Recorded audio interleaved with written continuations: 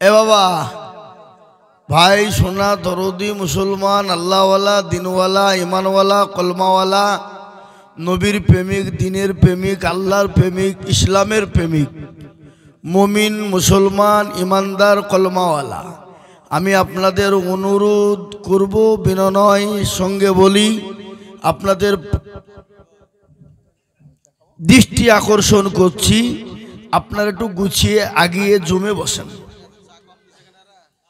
আগে আসবেন না হ্যাঁ দুধ চা এই লাল চা করে আদা দিয়ে চালিয়েছ গলা বসা আমার এই চা ঠান্ডা হয়েছে গো ঠান্ডা ভাই একটু আগে আসবেন না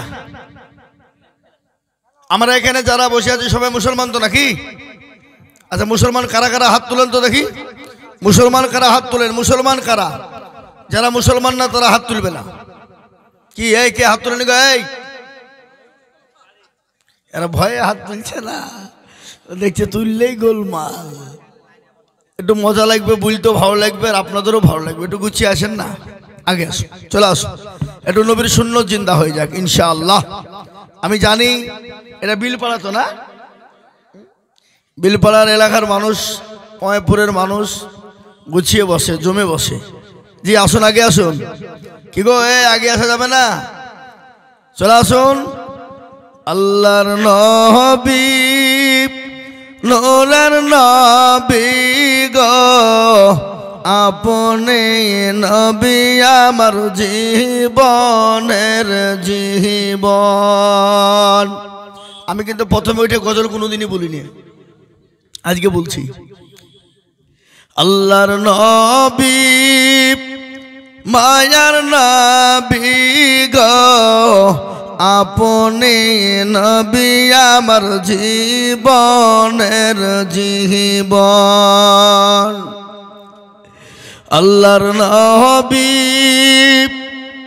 দয়ার নবী গো আপনি নবী আমার জীবনের জীবন আপনি আমার জীবন সাথী অন্ধকার কবরের বাতি এই দুনিয়ার সবই ওর আল্লাহর নবী মায়ার নবী গো আপনি নবী আমার জীবনের জীবন এই আগে আসেন ও আল্লাহ দেখো তুমি গজল বলছে তো আগে এসছে কে আসবেন না এ বাবা এটা নবীর সুন্নত আমরা মুসলমান আমরা যদি গুছিয়ে এসে যদি নবীর সুন্নত জিন্দা না করি অন্য জাতি তো কেউ করবে না কি এখনো যদি বলি ইহুদি নাসারা খ্রিস্টান জৈন বৌদ্ধ ডোম ডকল মুচি মেথর কোল ভিল বাগচি মুচি মুন্ডা তারা কি এই মজলিসের মান রাখবে কোন কথা কোন ওই করে কারা হাসছে ওগুলো কারা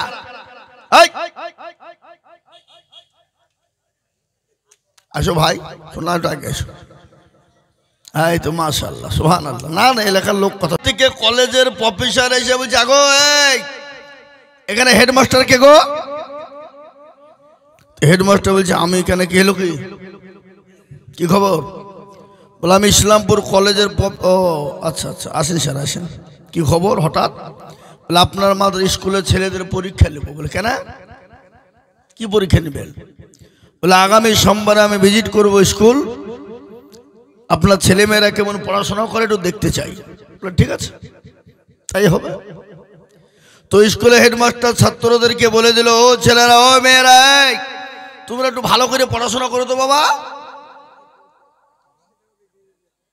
কিন্তু ওই স্কুলের সব থেকে গভেট মার্কা ছেলে কি নাম তা কালু বলে কালু এই খবরদার তুই সোমবারে স্কুল আসবি নি বলে ঠিক আছে কিন্তু পাগলকে যদি বলে নৌকা লড়াইছিনি ও শুনবে ও তো লড়াতেই থাকবে বাবা তো ঠিক আছে ও মাল করিয়ে দিকে সবার আগে সোমবার স্কুল চলে গেছে বাবা গিয়ে দেখছে তালা মারা কোন দিক দিয়ে ঢুকবে জানালা ভেঙে ঢুকেছে স্কুল খুলে গেল ও জানালা ভেঙে ঢুকে বাবা এরকম টেবিল আছে, টেবিলের তলে ষাটপাটে শুয়ে পড়েছে। কলেজের প্রফেসর এলো, হেডমাস্টার এলো, ছেলে মেয়েরা সব এলো। আসার পরে বলছে, আচ্ছা এই ছেলেরা, এ মেয়েরা, তোমরা পড়াশোনা করেছো বাবা? বলে হ্যাঁ খুব করেছি।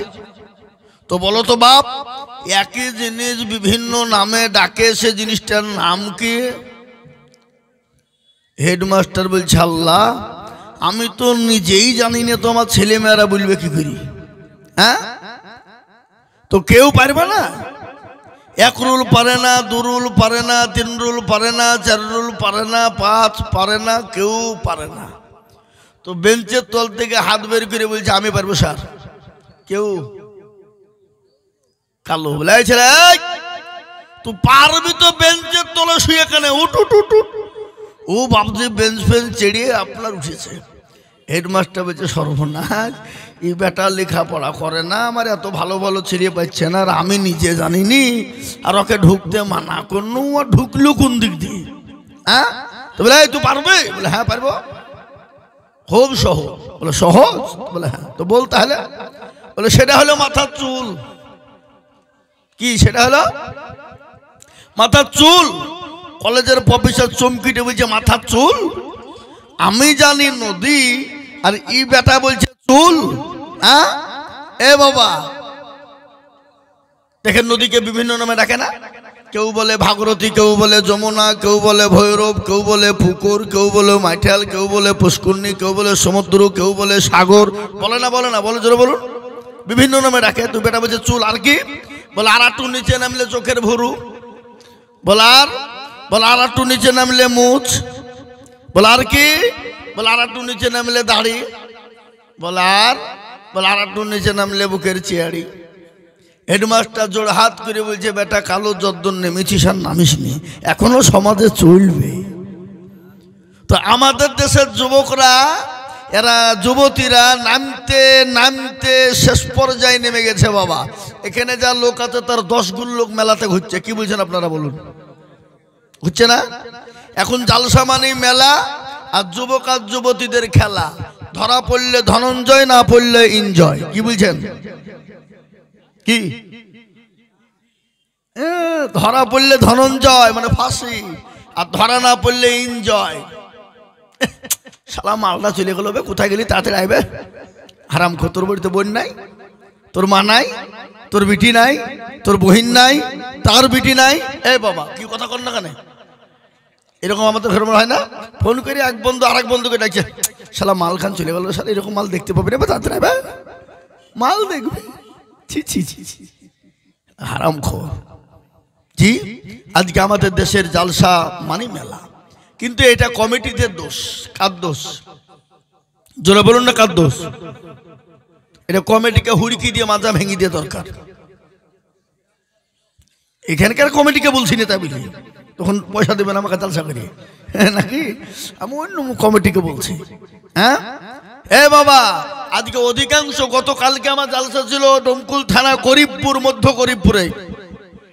আমার জীবনে যতগুলা জালসা, আমি 19 বছরের লাইফে যত জালসা করেছি, অত বড় বাজার, অত বড় মেলা আমার জীবনে দেখিনি।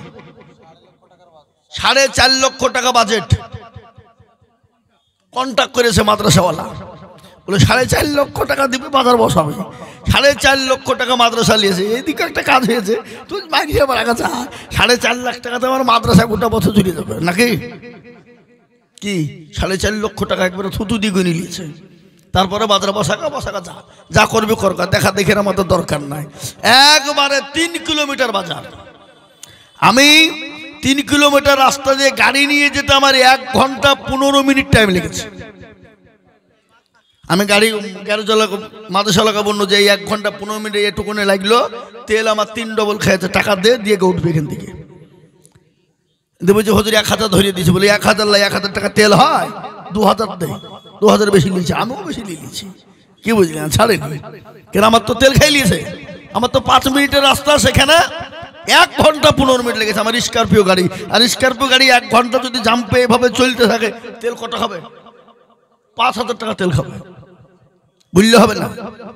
তো মোহতারাম, আমি বলবো আপনারা যারা এসেছেন জালসা শোনার উদ্দেশ্য, আর আজকের জালসাটা মর্মান্তিক জালসা, যে পথের পথিক আমরা সকলে, রাজা বাদশাহ ফকির মিসকিন দরিদ্র গরিব অসহায়, আপনি আপনি আমি সে তিনি।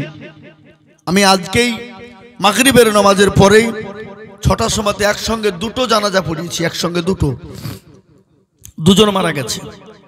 একজন জুম্মার আগে মারা গেছে, আর একজন এসে বললো হুজুর জুম্মাতে একটু দোয়া করে দেন। তো ঠিক আছে দোয়া করে দেবো। ও বাবা দোয়া টোয়া করে দিয়ে বেরোচ্ছি, খবর এসে মরে গেছে। দুজনের জানাজা একসঙ্গে পড়িয়ে দিয়ে এলাম মাগরিব পর। কিন্তু বাপ প্রচুর মানুষ মারা যাচ্ছে, মরছে, তার মধ্যে থেকে আমাদেরকে ইবাদত করতে হবে, বন্দেগি করতে হবে। কিন্তু মরার কিন্তু বাবা সিরিয়াল নাই। কি সিরিয়াল আছে নাকি? না আপনাদের দেশে বড় মরে, মেজো মরে, তারপরে সেজো মরে, তারপরে খুদিয়া মরে, তারপরে ল মরে, তারপরে ছোট মরে নাকি? কি